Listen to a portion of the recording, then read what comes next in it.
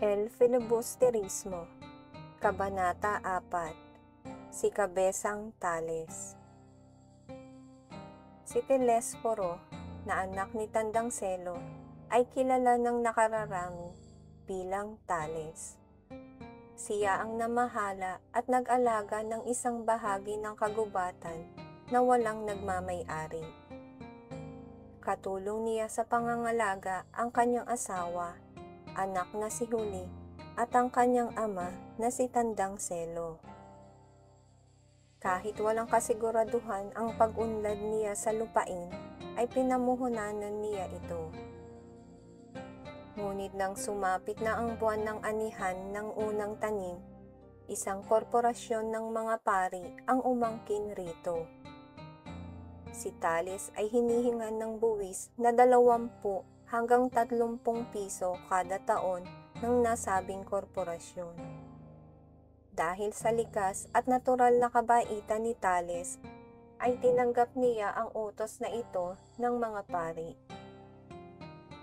Subalit habang lumalaki ang kita niya sa ani, ay lumalaki rin ang buwis na hinihingi ng korporasyon.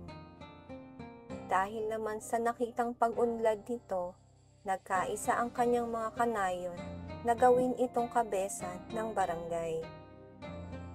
Binalak niyang pag-aralin sa Maynila ang kanyang anak na si Huli, ngunit dahil sa taas ng buwis, ito ay hindi nangyari. Napilitan ng tumutol si Tales sa korporasyon nang ang buwis na hinihingi ng mga pari ay umabot na ng 200 piso. Tinakot naman siya ng nangangasiwa na kung hindi niya maibibigay ang kanilang hinihingi, ay kukunin nito ang lupain at sa iba na lamang ito patatamnan. Dahil sa pakikipaglaban niya sa hukuman, ay naubos na ang kanyang salapi, ngunit nanatili pa rin itong bigo. Sa tuwing siya ay pupunta sa bukirin, ay lagi niyang bitbit ang kanyang baril upang ipagtanggol ang sarili sa mga tulisan. Pagkaraay, ipinagbawal ang pagdadala ng baril, kaya gulok naman ang kanyang dala. Kinumpiska naman ang kanyang dalang gulok, kaya palakol naman ang kanyang sunod na dinala. Si Tales ay nabihag ng mga tulisan, at siya ay pinatutubos sa halagang 500 piso kapalit ng kanyang kalayaan. Dahil sa mga pangyayaring iyon, ay napilitan si Huli na ipagbili ang kanyang mga alahas, liban sa agnos na ipinigay ni Basilio. Subalit ito ay hindi sapat upang matubos ang kanyang ama, kaya nagpasya itong mamasukan bilang isang utusan.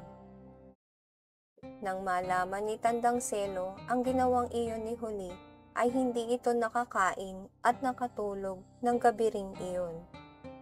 Walang ibang nagawa ang matanda, kundi ang umiyak na lamang.